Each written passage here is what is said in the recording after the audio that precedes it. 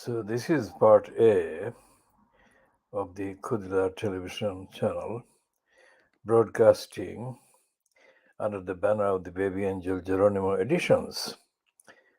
This one is scheduled at 02:50 GMT and it is on schedule. We shall be talking about a number of items in headline forms. One is the comment that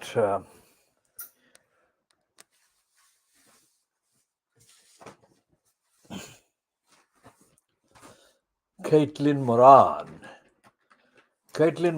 who runs the Celebrity Watch on part 2 of the Times, London, on Fridays. She has got Jeff Bezos and his yacht as the subject of her comment, and it says, "It's hard being the world's on-off richest man. You might own the second biggest yacht in the world, the 419-foot Kourou, but still feel yacht deficiency." This is presumably what happened to Bezos. As we learned, his super yacht has its own support yacht, the Ebiona, which features a helipad, as there was no room for one on Kourou. Once super yachts have support yachts, you enter old woman who swallowed a fly territory. Will the support yacht, itself 246 foot, need its own support yacht? And thence, that is from then onwards, on and on, until Bezos is finally sailing around the world at the head of a 30-strong flotilla, the last in line being a single pedalboard with a stressed-looking PA on it. Well, that's an ironic one, which is factually on the spot.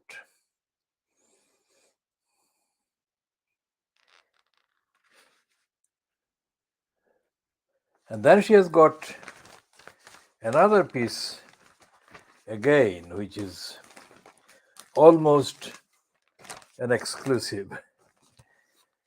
She talks about Tina Turner, as well as, now read that again. As we all know, most stories with exclusive emblazoned over the top tend to revolve around dolorous matters, affairs, lies, cover-ups, Scofield. This week, however, this Scofield is a topical one, of course, she has brought.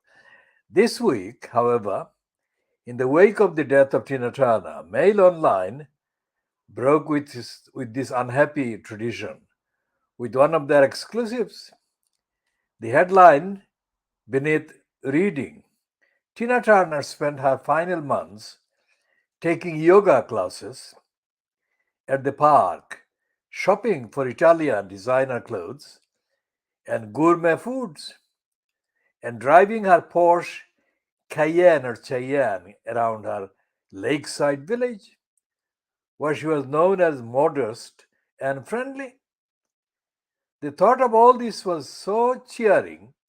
Good old Tina, making up for her horrific childhood and first marriage with such pleasant sounding and serene old age, that I instantly became hungry for more. Every paper, every day, should have one exclusive. That's just a pleasant piece of information about someone having a nice life, to differentiate from the old school exclusives. I would call these X soothe sibs. That's Caitlin Moran, and the face on the corner of the page has got a very telling, skeptical look about it, as she is skeptical about most of the topics. And this one that she has got on Scofield, I am not even reading. Now, about the incident in Shadwell, Tower Hamlets, which is East London, I'll check that one on the for the update. And Hardinge House. Hardinge House in Shadwell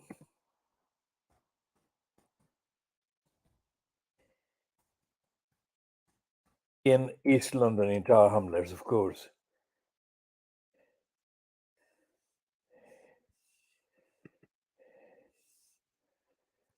And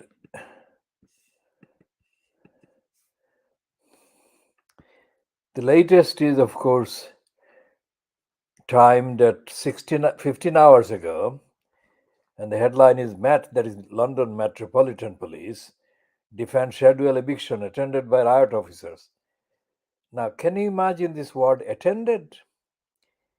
As if they were attending a sermon,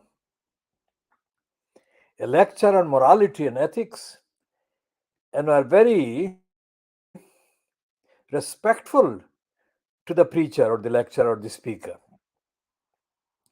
as to how not to abuse the power of the police.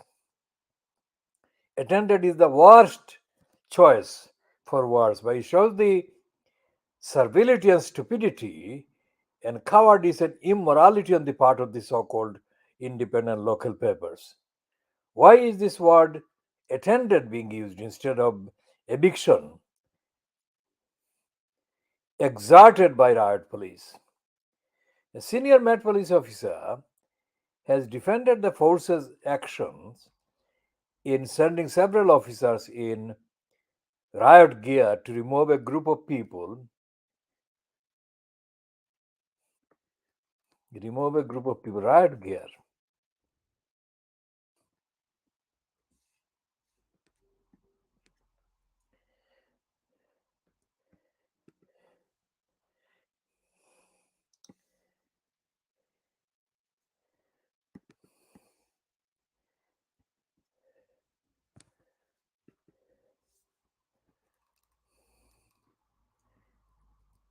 It doesn't say several people. The hats, if we count the hats on the heads of these people, then you can see 1, 2, 3, 4, 5, 6, 7, 8, 9, 10, 11, 12, 13, 14, 15, 16, 17, 18, 19, 20. In the lines of these hat wearing individuals, there are 20 people in the photograph, and the photograph does not appear to have included all the people present there. Now, this is the same Metropolitan Police doing heavy-handed action against a vulnerable group of people or a vulnerable individual only 2 weeks after they murdered the two dogs belonging to a man who was variously described as homeless or of no fixed address, and they tasered him, or they were about to taser him.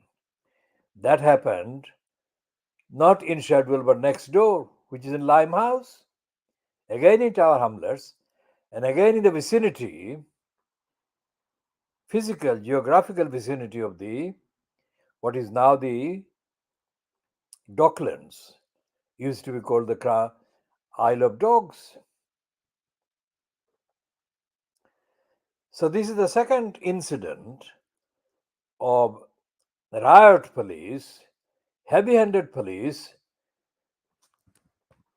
being exerted against the vulnerable people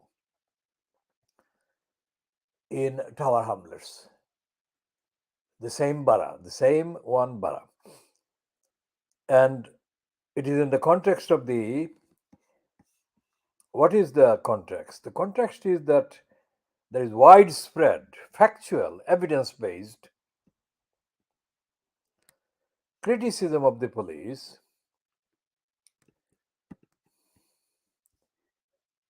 including in the piece by this Casey review.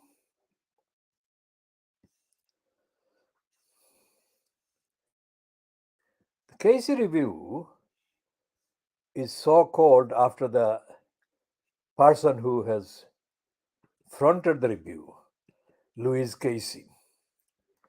And it is grandly titled Baroness Casey Review, Final Report. It's published by the Metropolitan Police, no less. And it's only 2 months ago, in March. And it says at the introduction, an independent review into the standards of behavior.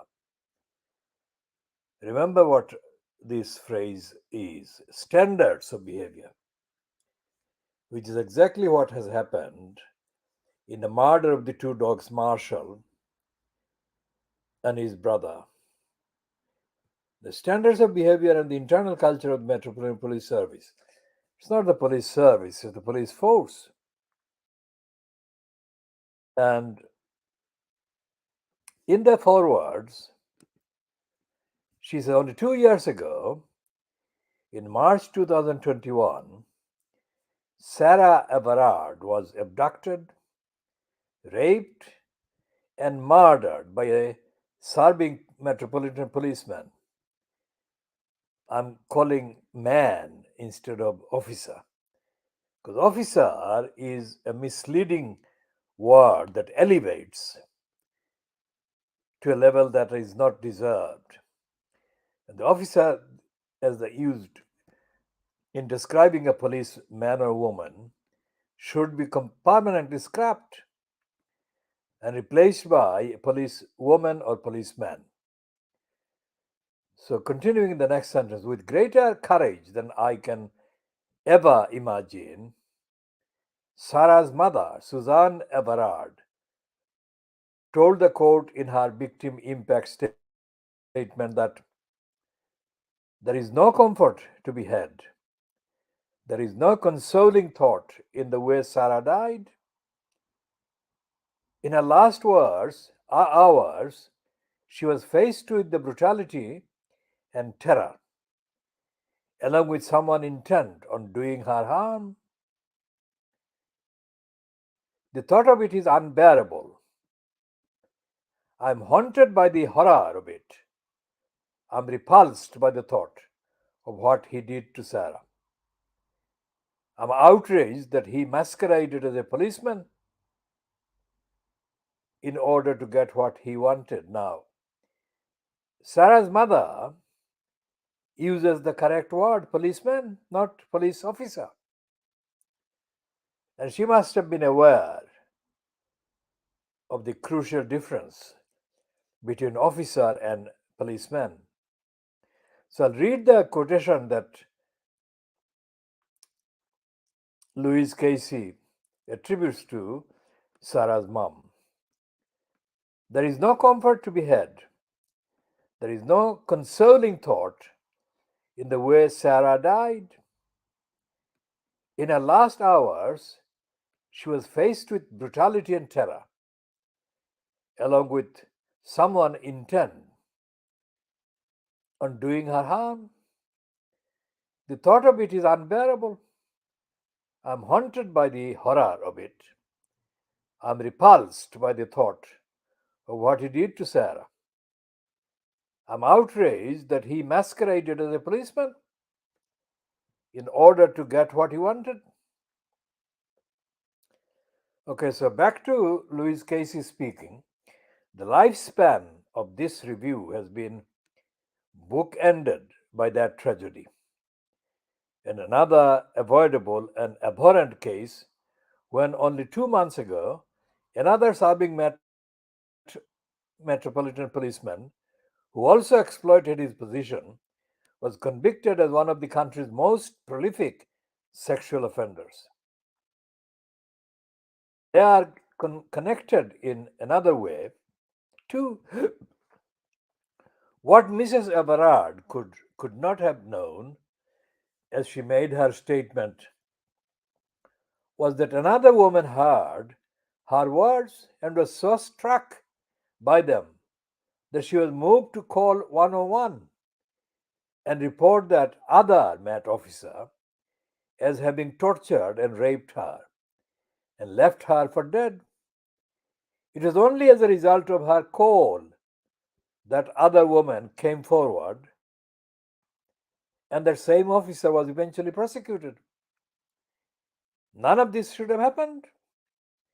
Enough was known about both men to have stopped them so much earlier.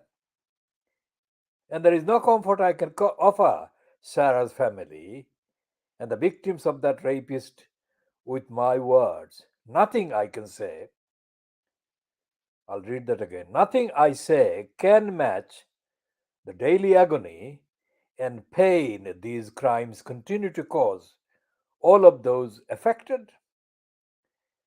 But I do want to begin this report by remembering Sarah, thinking of all those who have suffered as a result of the Metropolitan Police officers' crimes and paying tribute to those who have fought for justice on their behalves. Those others and those betrayals of trust led to my appointment to review standards and culture in the Metropolitan Police. The previous commissioner was right to establish this review. With the mayor's support, I am glad to have had the opportunity to lead this work. And I'm grateful to the new commissioner for his continued support. I'm also deeply grateful to all those who have given us their time and told us their stories, often recounting traumatic and painful experiences.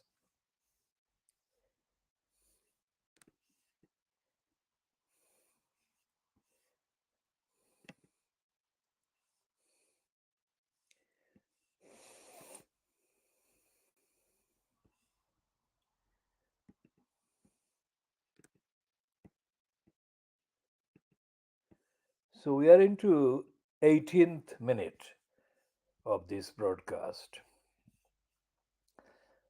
I'll go back to the case review in a minute.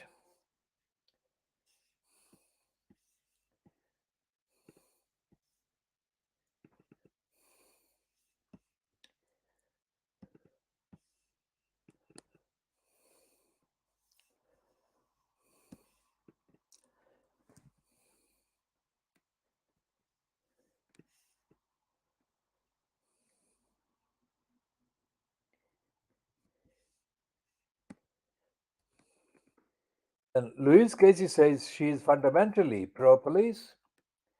She says, I have personal reasons to be thankful to them.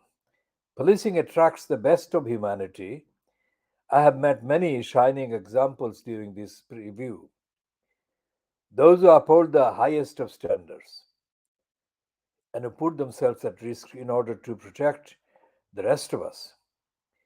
During the course of this review, two officers were stabbed on duty in Leicester Square, one of whom suffered life changing injuries. Every working day, I pass carriage gates in Parliament where PC Keith Palmer was killed in 2017, and every day I think of his and others' bravery. Of course, I accept that so many police go to work for the fight right reasons. They are committed to public service, and I thank them for that. But policing needs to accept that the job can also attract predators and bullies, those who want power over their fellow citizens, and to use those powers to cause harm and discriminate. all of British policing needs to be alive to this very serious risk. It needs to keep them out when they try to get in, to root them out where they exist, and to guard against the horror or corrosive effects that their actions have on trust, confidence, and the fundamental Peelian principles of policing by consent. Now, that is a reference. Peelian is a reference to Robert Peel, Peel, Peel, Robert Peel. I'm unconvinced that police forces are fully alive to that task. I'll read that again. I'm unconvinced the police forces are fully alive to that risk. Not that the Metropolitan Police fully understands the gravity of its situation as a whole. If a plane fell out of the sky tomorrow, a whole industry would stop and ask itself why. It would be a catalyst for self examination and then root and branch reform. Instead, the Metropolitan Police preferred to pretend that they are perpetrators of unconscionable crimes were just bad apples or not police officers at all. So, throughout this review, I have asked myself time and again, if these crimes cannot prompt that self reflection and reform, then what will it take? Many of the issues raised by the review are far from new. I make a finding of institutional racism, sexism, and homophobia in the Metropolitan Police. Sir William Macpherson made the first of those findings in his inquiry into the racist murder of Stephen Lawrence as long ago as 1999. Many people have been raising grave concerns about the Metropolitan Police for much longer than that. So, this report is rigorous, stark, and unsparing. Its findings are tough and for many will be difficult to take, but it should leave no one in any doubt about the scale of the challenge. During the course of this review, new leadership arrived in the I'll read that again. During the course of this review, new leadership arrived at the Met, that is Metropolitan Police. The new commissioner and deputy commissioner have a daunting task, but thankfully they accept the scale of that challenge and they deserve the chance to succeed. I believe that they will do so, and I fully support them. They also deserve support as they go about their reforms, both from within the Metropolitan Police and from above them politically. I hope this report can serve as both a diagnosis of what needs to change and a blueprint for how to begin. That starts with everyone accepting the scale of the challenge, no matter how hard that may be. As the Reverend Mina Smallman, the mother of two murdered daughters and another victim of Metropolitan Police officers' crimes, told me, what we can't have is that the only reason that the people who corrupt the police are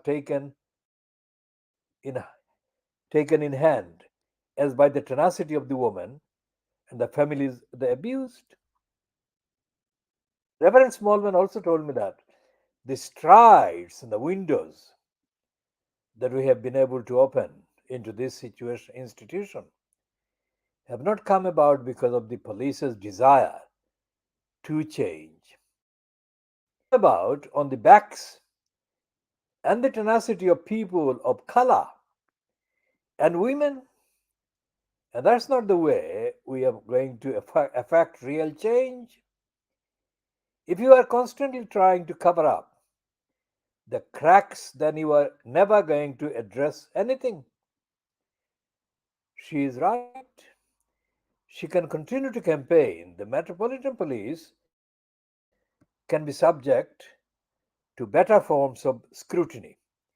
I can continue to speak the truth as I see it. She will, they will, I will. But ultimately, it is the Metropolitan Police that has to change itself. It is not our job as the public to keep ourselves safe from the police. It is the police's job to keep us safe as the public. Far too many Londoners have now lost faith in policing to do that. Many Londoners, particularly black Londoners, never had it to begin with. I completely understand why they feel that way. However, we have to be able to have faith in the police. They stand in the way of danger for us. We need to be able to tell our children to go to them when they are in danger. We give the police exceptional powers and we trust them to use them responsibly. That is how policing by consent works. Robert Peel's principles. It is clear. It's a deal that we now need to restore in London. The police want to earn our trust, and we want to trust the police. It is what great police officers deserve. It is what the great city of London deserves. Words alone cannot do that. It's only through actions that the Metropolitan Police can now begin to re earn that trust. This is the moment for it to do so. And that is Baroness Casey of Blackstock, DBE CB, March 2023.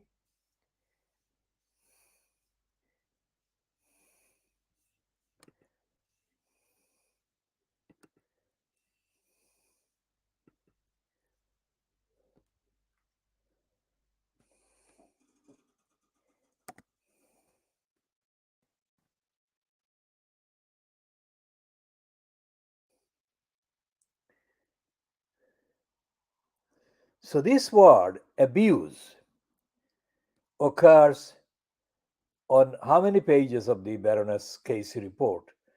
76 pages of the Casey report. Most of the references or occurrences are, of course, about domestic abuse, but abuse of power.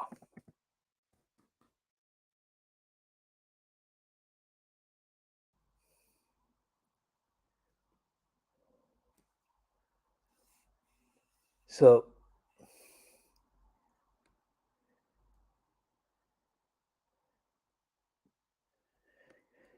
what has happened in Limehouse and in Shadwell is the opposite of what should happen.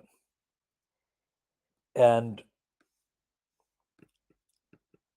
after checking the website of the local council, because Tower Hamlets is the local council for both incidents, because both incidents happen in the same constituency. There are two parliamentary constituencies in Tower Hamlets, and these two incidents of the police violence against the two dogs that they murdered and against the homeless people in Hardinge House in Shadwell, both in the same constituency of Poplar and Limehouse. And both of these areas fall within local Tower Hamlets Council. When Lutfur Rahman was shown spieling about the numbers of police that were in place in Tower Hamlets during his quote tenure until the 23rd of April 2015, when he was kicked out by Richard Morey, because Richard Morey had found that Lutfur Rahman had been guilty of corrupt and illegal practices. Lutfur Rahman boastfully said that he had more police inter hamlers than were the case was the case when he was succeeded by John Biggs, who reduced the number of police inter hamlers drastically. The implication of that boast was that Lutfur Rahman was in support, in favor of the correct type of policing that Louise Casey is talking about in her review, and that he was also personally very mindful of the needs of the ordinary people for protection and service and support by the police. That would suggest that after these two incidents, one in Limehouse where the police murdered the two dogs and assaulted and harassed the dog's owner, and they brutally violated those homeless people from Hardinge House in Shadwell, that Lutfur Rahman would have come into public domain with his comment as to what has happened and why the police behavior needs scrutiny and being held to account. There is no trace of Lutfur Rahman coming to public record after either of these incidents, and there is no trace of the Tar Hamlers website recording either incident. This is like Tar Hamlers Council and Lutfur Rahman being in denial of the safeguarding duties owed to the children, especially those three girls from Bethnal Green, Shamima Begum, Khadija Sultana, and Amira Abbasi. It has been how many calendar years since those three girls were reported in the mainstream media as having left the United Kingdom and crossed via Turkey into Syria. That was in February 2015. So it's February 2015, 16, 17, 18, 19, 20, 21, 22, 23. It's 9 calendar years. 9 calendar years since February 2015, when the mainstream so called main media in the United Kingdom, and based on that in the rest of the world where the English speaking or English language media is imitated and copied. And 9 years have passed. And in those 9 years, quite apart from Lutfur Rahman being in post, the person who has been in post for most of that 9 calendar years has been John Biggs. It seems that regardless of the findings by Richard Morey of illegalities and corruption and wrongdoing by Lutfur Rahman, and regardless of Richard Morey's praise in his ruling of John Biggs, which praise I consider to be motivated by Richard Morey's own racist ignorance and his racist prejudice and his racist bias. Now, regardless of the difference between John Biggs and Lutfur Rahman, the fact that the Harmless Council has and still continues to owe safeguarding duties to the children has been abandoned, has been suppressed, have been denied by Tower Hamlets Council. So if you look at the actual evidence, publicly accessible evidence of Tower Hamlets Council's role in safeguarding those children, those girls, those three girls, you will find that there is no reference.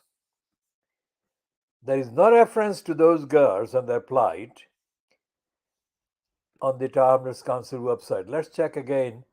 This is what time? It is 3:26 GMT on Saturday, the 3rd of June, 2023. And let's check what the Tower Hamlets Council website is saying.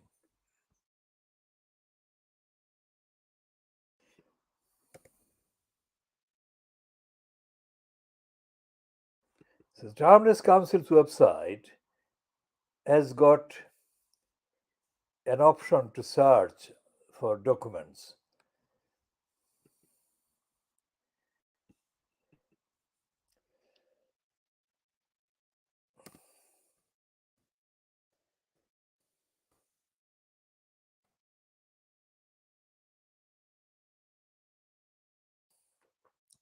So just put the search term Shamima, and it says your search for Shamima returned 0 results.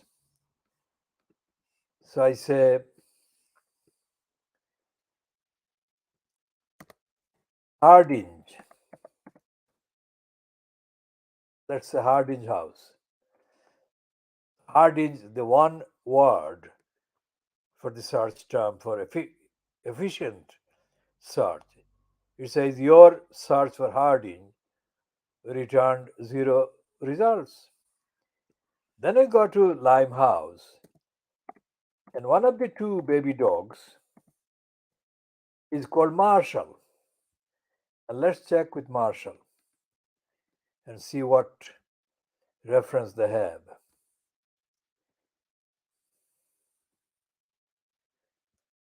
They haven't got any reference to that dog. They have 6 items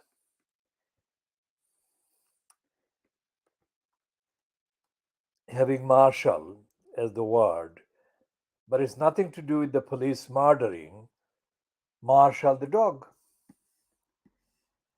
So, what is happening in Tower Hamlets in terms of the police doing their pillion duties is that they are in denial of their duties to the community. They are in denial of their duties to provide safety and assurance to the public in the community in Tower Hamlets. And just as the Tower Hamlets Council itself has been in denial of its safeguarding duties to children, as in the context of the continuing denial of that duty about Shamima Begum, Khadija Sultana, and Amira Abbasi, so is Tower Hamlets based Metropolitan Police are in denial of their duties to the local community. And it seems to me that of all 32 boroughs in London, Tower Hamlets has been targeted for some reason that has not been explained yet by the policymakers in the Metropolitan Police to be made to feel terrified, terrorized by the Metropolitan Police. That's what is happening with these incidents. The murders of the two dogs, the harassment of their owner, and the violent riot police attacks on the homeless people in Shadwell. Combined with those, there is the silence by the two elected so called members of parliament, one for Limehouse and Poplar, which is Afsana Begum, and the other for Bethnal Green and Bow, who is Roshanara Ali. Both of them have been silent about the police behavior, as has been the incumbent mayor of Tower Hamlets, Lutfur Rahman, as has been the council. Tower Hamlets Council?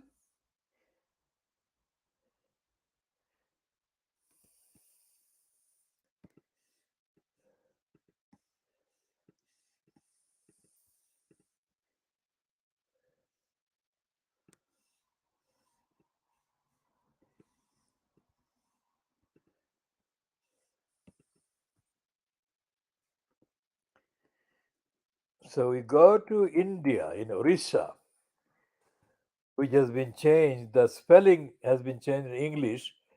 It is now spelled Odisha. Bangla, Bihar, Urishar Nawab Sirajuddaulah was the target of the East India Company, which bribed Mir Zafar Ali Khan, the general that was supposed to be serving Sirajuddaulah, who was betrayed by Mir Zafar. And Orissa and Bengal and Bihar still remain comparatively impoverished. And this is now what? This is nearly 250 years. Well, around 190 years from 1757 to 1947. And 1947 to 2023 is 76 years. And so it's 66 years. 266 years since the Battle of Palashi. The anglicized spelling is Plassey. And the people of the three areas that were together under the governance of Sirajuddaulah are experiencing various stages of economic and social impoverishment. Now, how is that crash between the two trains connected with this impoverishment? Very directly, I would say, because clearly, despite the fact that we haven't got the exact technical explanations as to the various stages leading to the actual crash, it is quite obvious that signaling was one thing, and the person or personnel involved in the driving or controlling the two trains are to be found to be involved in what happened. Either the concentration, either they were sleeping, or they were tired, or they were not trained, or they were not there. And the signaling has been left unchecked, obsolete for decades. And the tweet that India's so-called Prime Minister Narendra Modi reportedly published is an insult. He says that his sympathies are with the families of the bereaved. Of course, his sympathies will be with the families of the bereaved. What about what happened? Because India has got too many fatal, deadly disasters happening. For example, that hanging bridge in Gujarat, where the criminal Modi comes from, that is in Gujarat. That happened because a series of lies were perpetrated by the contractors who claimed that they had repaired the bridge and the bridge was in user friendly safe state. And I cannot give the count of the number of people that died, but I'll check that again now here.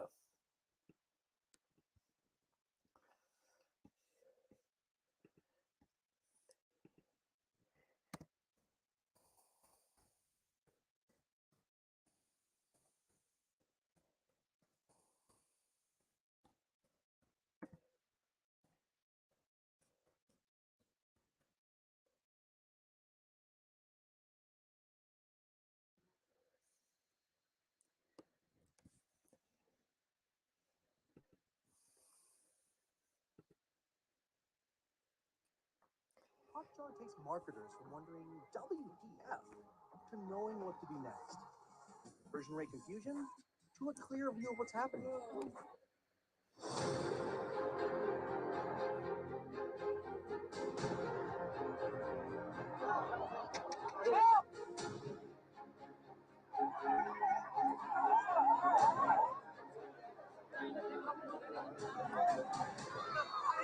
It's terrible. Around These people are 6:30 hanging p.m. on for on life Sunday evening, as they are water falling. struck a British-era suspension bridge on Machu River in Gujarat's Morbi city.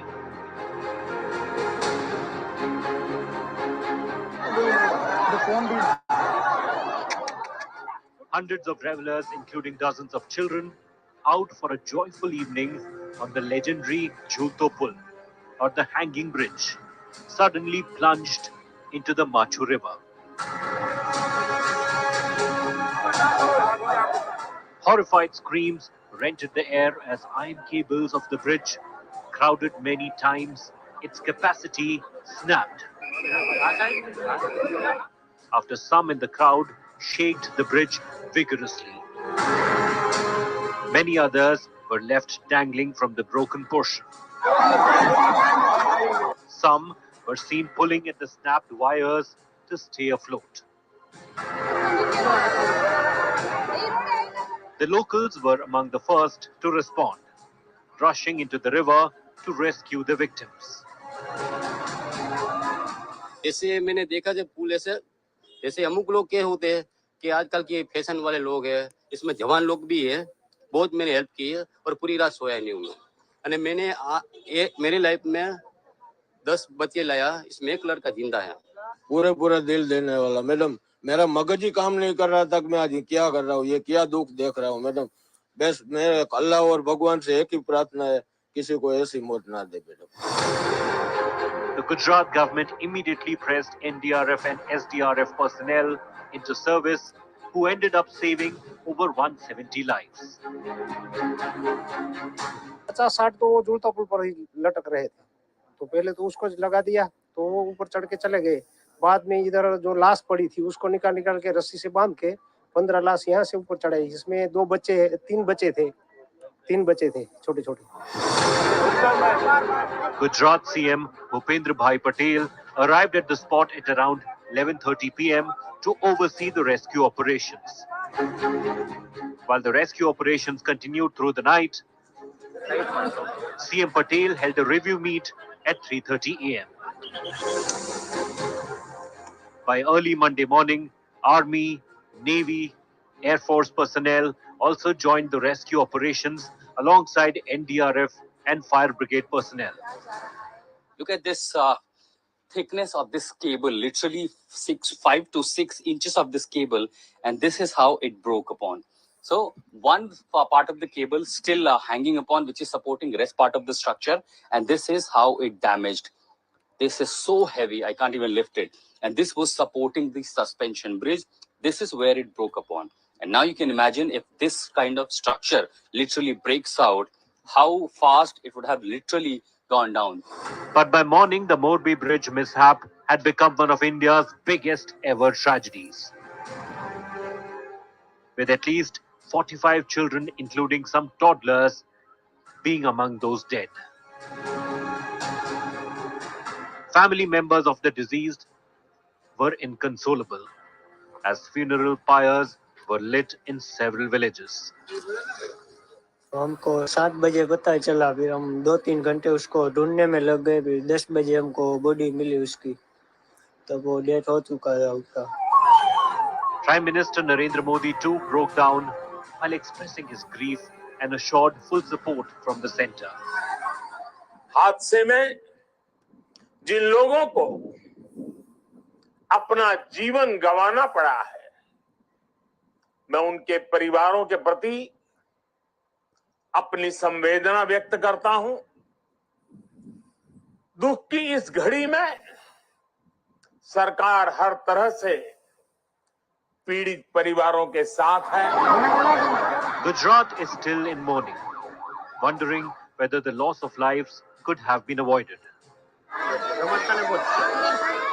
With Ashutosh Mishra, and Gopi Manyar. Bureau Report, India Today.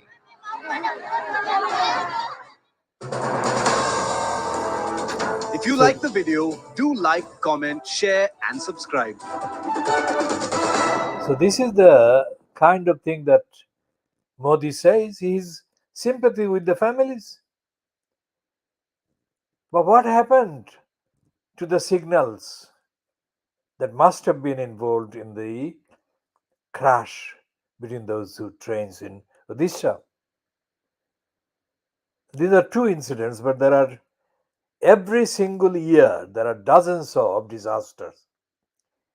And quite apart from the disasters of technical nature, there was the disaster in Manipur few days ago where there was violence and riot. And Modi's fascist colleague on the Hindutva regime, Amit Shah, is also reportedly issuing all kinds of spiels of his own. So between these two criminals, they are betraying more than 1.25 billion people of India. They're diverting the main political emotions of the population away from what threats and denials and deprivation these criminals, the Hindutva regime, pose to the ordinary people, and into hating people that are not responsible for any of this, hating the Muslims and diverting attention from the denials of basic civil rights to the Muslims and the other people who are so-called lower caste. So we shall be leaving that particular comment for the time being at that stage. Then let's go back to what is happening in the situation in Pakistan, where Imran Khan, what is Imran Khan doing in terms of his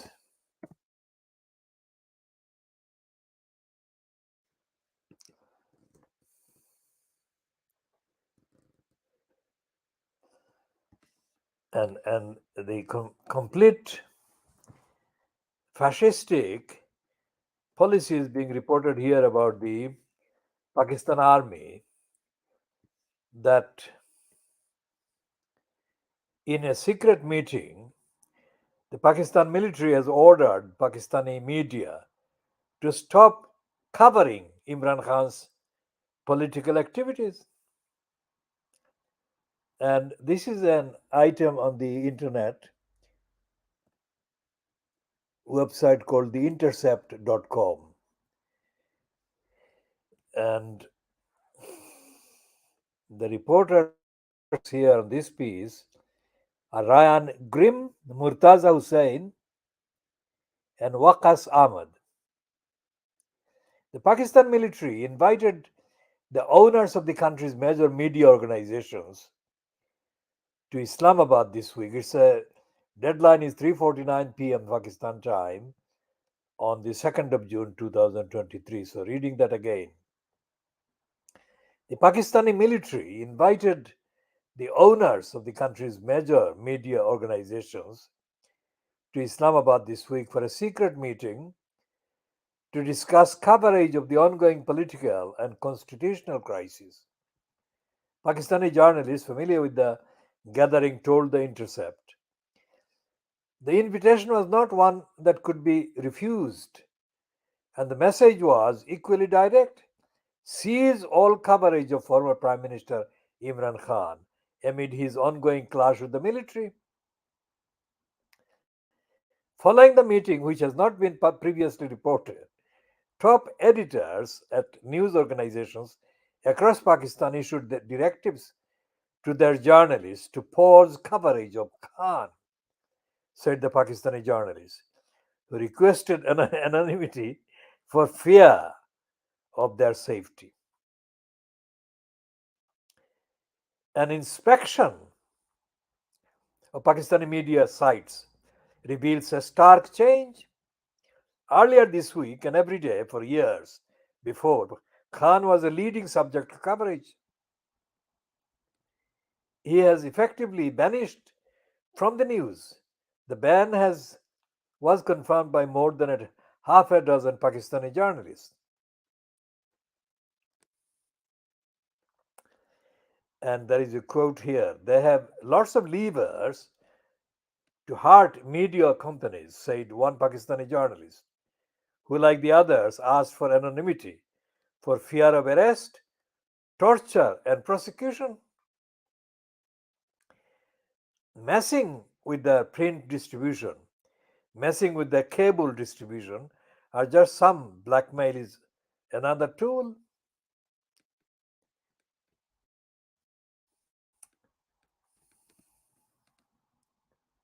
So this is the intercept.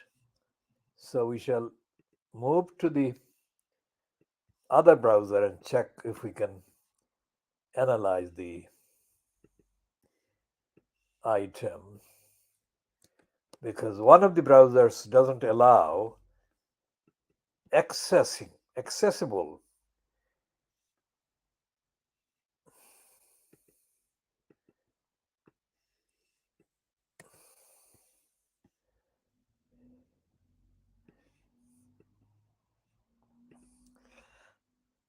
So let's see what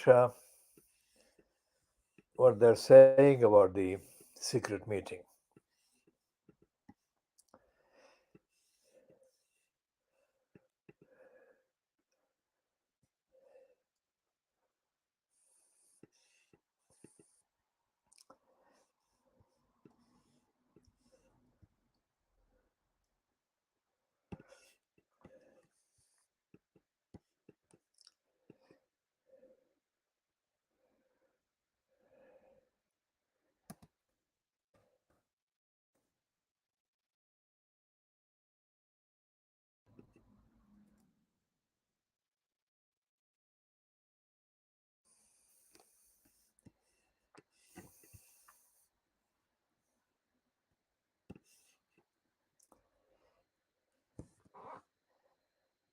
The explicit directive from the military, that is, the Pakistan military, was not delivered in writing, said sources. A more vaguely worded order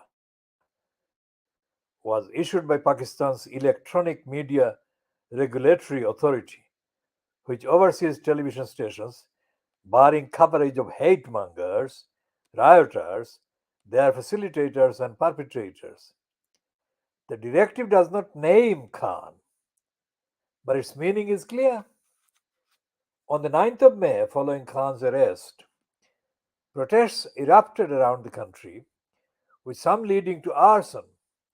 Khan has called for an independent inquiry into the cause of the arson and has suggested the military may have carried it out as to create a pretext for the resulting crackdown.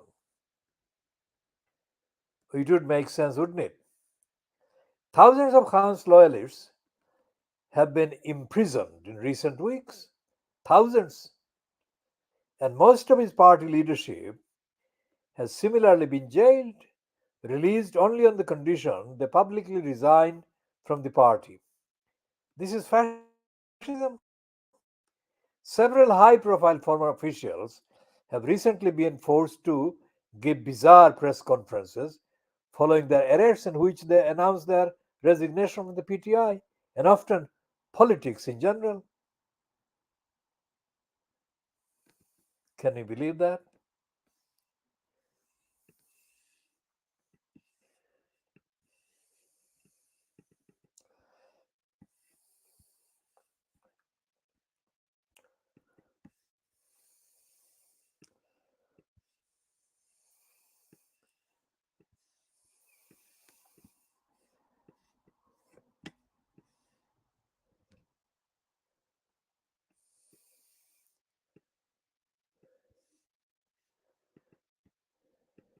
So, what country in the world can be found say, over the last 50 years to have done anything like this. The first, of course, destination could be the apartheid South Africa. The other could be in Latin America, Southern America.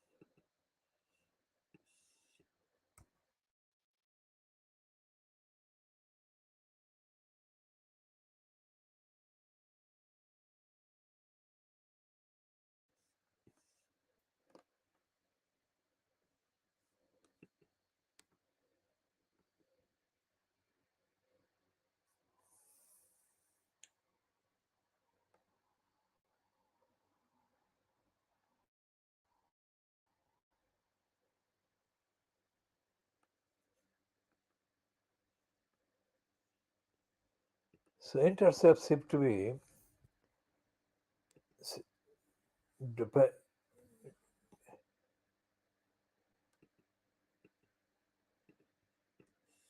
dependent on the public donations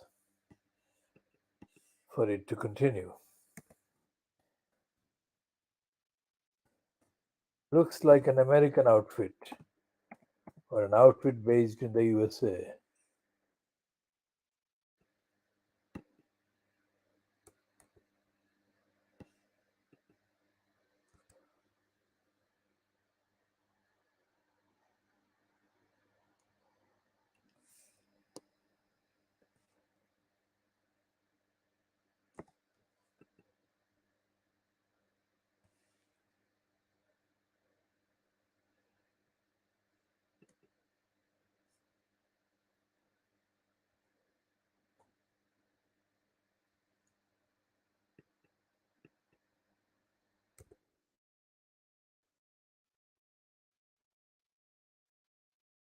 It's not called Intercept, it's called The Intercept because there is another company, another website called intercept.com. So this one is The Intercept.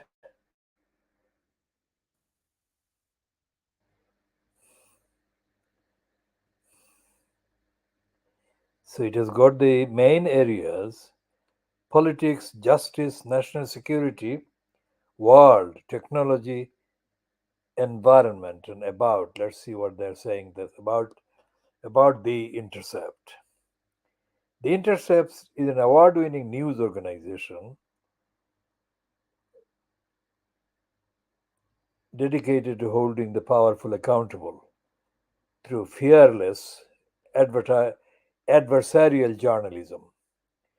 Its in-depth investigations and unflinching analysis focus on politics, war, surveillance, corruption, the environment, technology, criminal justice, the media, and more. The Intercept gives its journalists the editorial freedom and legal support they need to expose corruption and injustice wherever they find it. Pierre Omidyar eBay founder and philanthropist, provided the funding to launch the Intercept in 2014. Today, the Intercept is also fueled by the generosity of its members, a community of committed readers who financially support its mission and goals, and institutional contributors who support the Intercept's mission.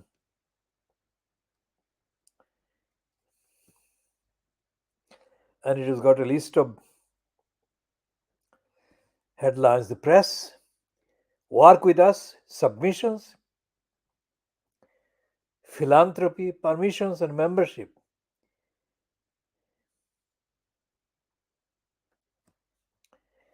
And of the people who are described as staff, the pictures is Sumi Agarwal, who is an Indian name, and she is described as the Intercept's inaugural chief strategy officer and an investigative reporter and editor. There is Skyla Akerson, who looks like of African origin. She is copy editor, digital producer. Skyla Akerson is an editor and writer based in Chicago, Illinois. And there is Sam Biddle, the technology reporter. Sam is a reporter focusing on malfeasance and misused power in technology. And there is Daniel Bogaslow, is an investigative reporter focusing on corruption at the highest levels of government and industry. And then there is David Brallow, general counsel, who is a media law lawyer and educator located in New York. And there is Rodrigo Brandao, senior director, communications and strategy, media strategist based in New York City. And there are Annie Chabel, chief executive officer, Thomas Crowley, membership communications manager, Ryan Devereaux, senior reporter. And there is Laura Flynn, supervision producer, TI Podcasts. And then Vanessa Gazzari, national security editor, Ali Garib, senior news editor. There is Ryan Grimm, Akil Harris, Roger Hodge, Philip Hubert, Murtaza Hussain. Now, Murtaza Hussain and the other one, Grimm, isn't it? Ryan Grimm, are among the three byliners about the peace and the Pakistan military, asking the media to stop running stories about Imran Khan. So there are others as well on the list.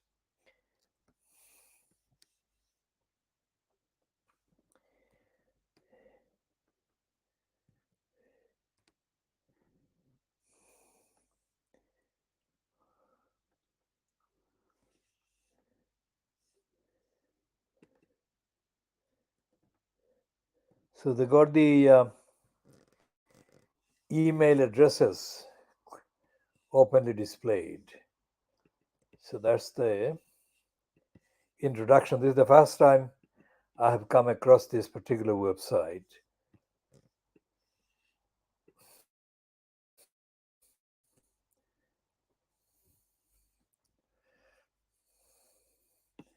Called theintercept.com.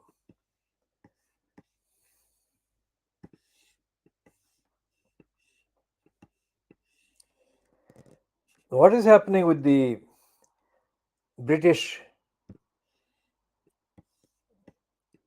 What shall I call the British thing? Is it the British problem? The British deterioration, degeneration?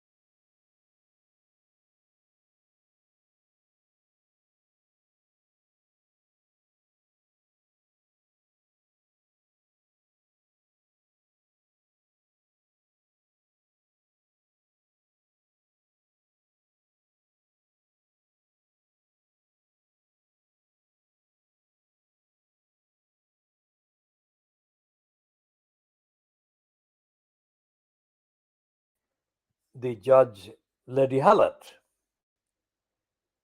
Now, the Guardian story is, or the Guardian's line is that Johnson has handed over his WhatsApp data or files to the inquiry directly. And the catch is that he has then, or thereby, he has sidestepped the Cabinet Office. And the Cabinet Office was still maintaining the position that it would take legal action, seek judicial review, etc., etc., in order to prevent Lady Hallett's inquiry from getting or demanding access to all of Boris Johnson's WhatsApp communications. But there is a catch, because although the line has been that Boris Johnson has handed over his messages to the committee, inquiry committee headed by Lady Hallett, the truth is that he hasn't. He has, but he hasn't. Typically, Boris Johnson, because he is either way, both ways. Boris Johnson has handed over those files or those contents that are mostly not about his breaking the party, he's breaking the code, breaking the rules against having parties and meetings in violation of the COVID restrictions. Most of his communications, WhatsApp communications, that do contain that kind of evidence are still with him. So there you go. That is a really typical update on typical Boris Johnson behavior. So let's check what the Guardian is saying about Boris Johnson at this time, which is 05.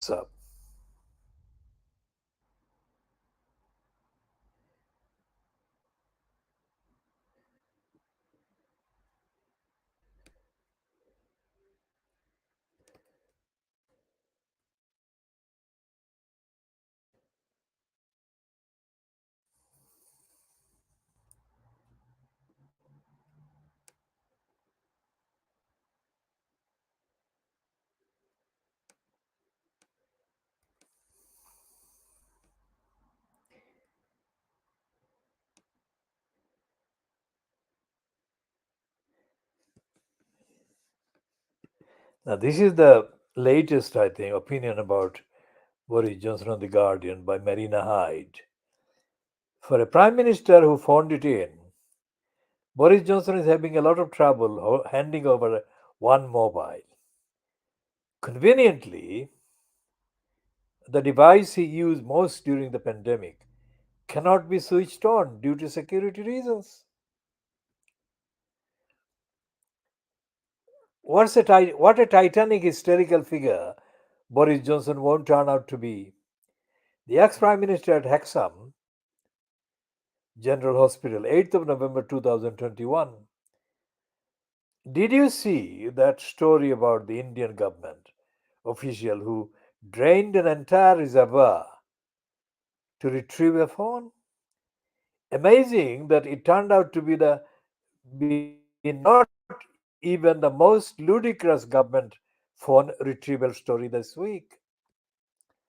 As you may by now have read, Boris Johnson can't give the phone he used for most of the pandemic to the COVID inquiry because of security reasons.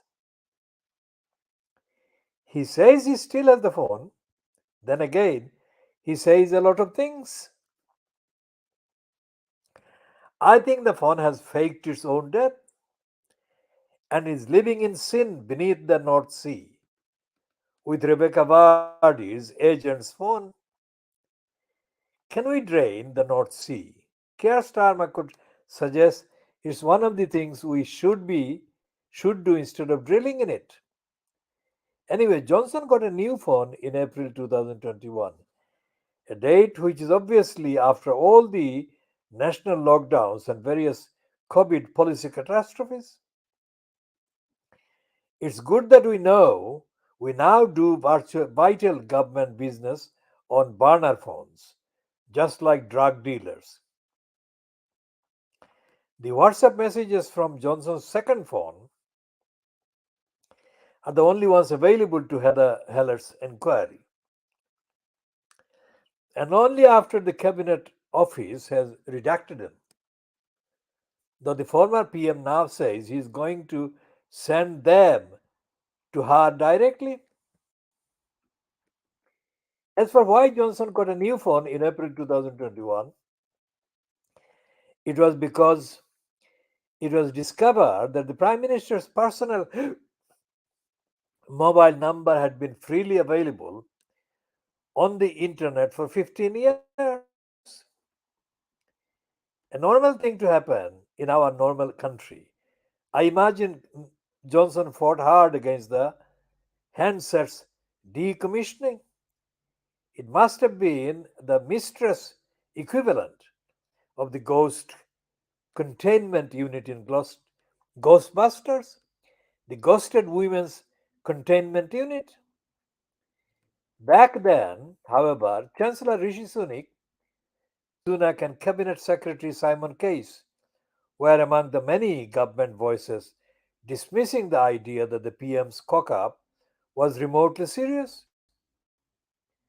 So imagine no one's surprise yesterday to read Johnson's spokesman declaring, after a well publicized security breach in April 2021, Mr. Johnson was given advice by security officials never to turn on the old device. The effect is that historic messages are no longer available to search. Oh dear. Honestly, what are the chances? Especially given Johnson spent his entire week playing Captain Transparency and claiming he had handed the Cabinet Office all of the material requested by the COVID inquiry. He hasn't, which is what I said at the beginning. Exactly.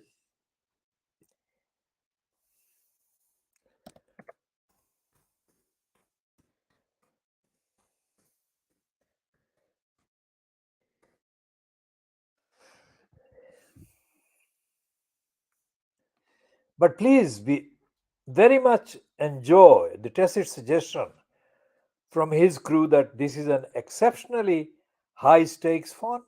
Like, if he turns it on, people might actually die. Except, we are talking about the COVID pandemic. Boris Johnson didn't have to use his phone for people to die unnecessarily. It happened every time he went to work. I know we complain about his many holidays, but ultimately each one of them probably saved lives. In further trust aborting news, no, I read that again.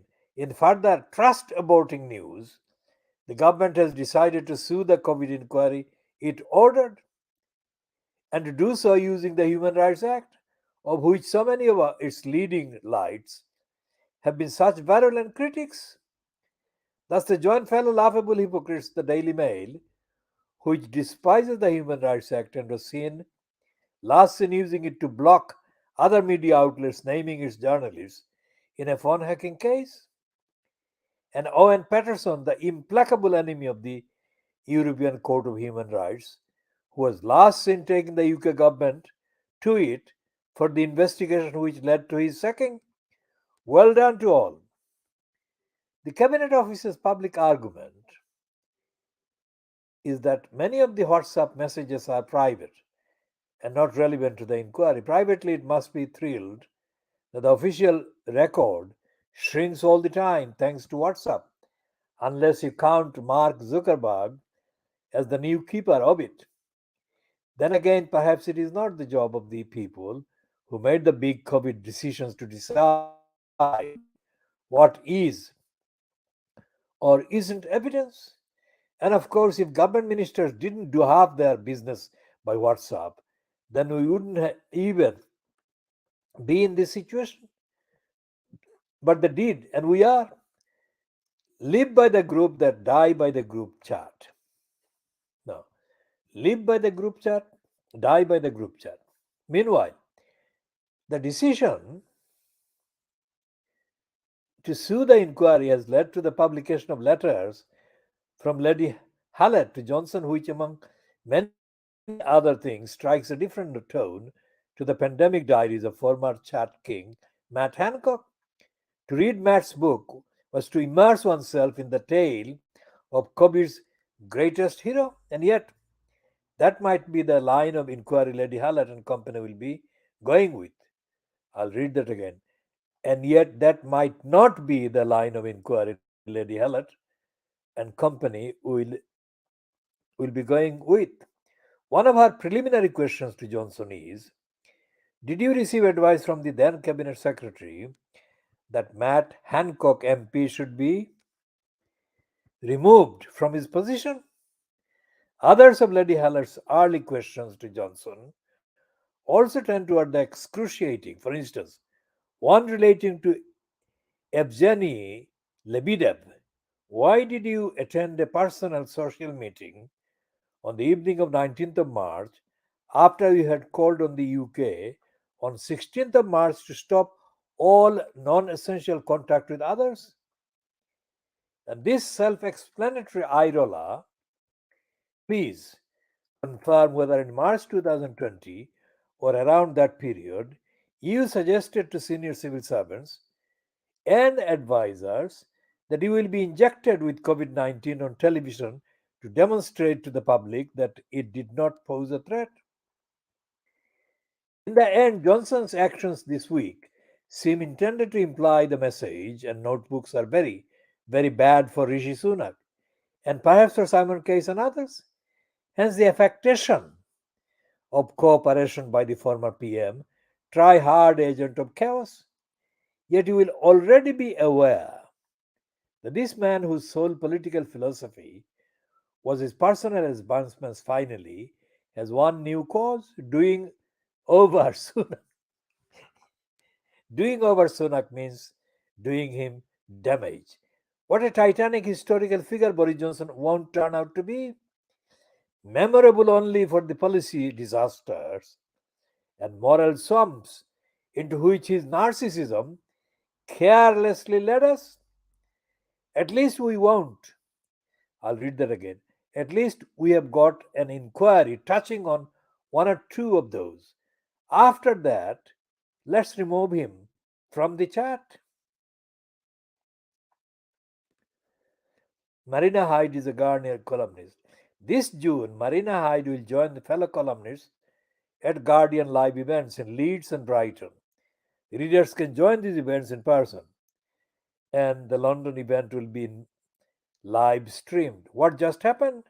By Marina Hyde Guardian Faber 9.99 to support the Guardian and observe. Order your copy. The Guardian has spent, etc., etc. This is about the